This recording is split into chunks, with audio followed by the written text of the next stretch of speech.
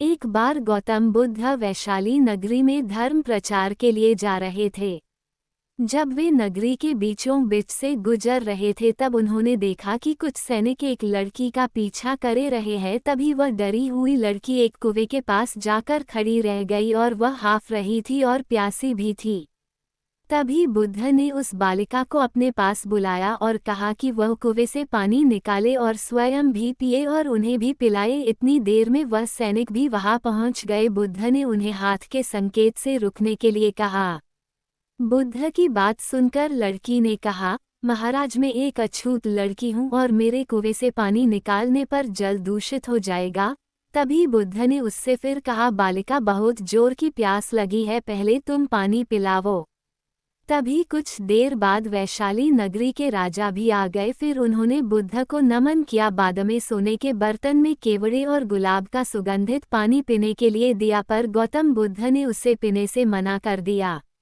बुद्ध ने एक बार फिर बालिका से अपनी बात दोहराई। इस बार बालिका ने साहस के साथ कुएं से पानी निकाला और स्वयं भी पिया और गौतम बुद्ध को भी दिया। और पानी पीने के बाद बुद्ध ने बालिका से उसके भय का कारण पूछा।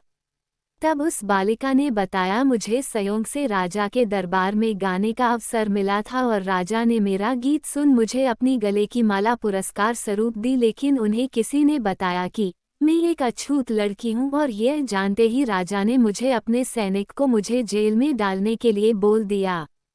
मैं किसी तरह उन सैनिकों से बचकर यहाँ तक पहुँच गई और आप मिल गए।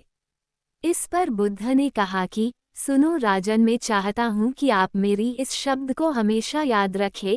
कोई भी मनुष्य की पहचान उसके धर्म और जाति से नहीं बल्कि उसके स्वभाव या उसके अच्छे काम से होती है। जिस बालिका के मधुर कंठ से निकले मधुर गीत का आपने आनंद उठाया, उसे पुरस्कार दिया और जिसके कार्य इतने अच्छे हों वह अछूत हो नहीं सकती। और उस बालिका के साथ नीची सोच और छोटे कार्य करके अछूत होने का परिचय तो आपने दिया है। इसलिए मेरे नज़रों में यह बालिका नहीं बल्कि आप अछूत है। तभी राजा बुद्ध के सामने शर्मिंदा होने के अलावा और कर भी क्या सकते हैं। उन्होंने बुद्ध से क्षमा मांगी और वह से चले गए। सीख, इस कहानी से हमें ये सीख मिलती है कि कोई भी इंसान अपने कार्यों और कर्मों से बड़ा बनता है बल्कि अपने धर्म या जाति से नहीं।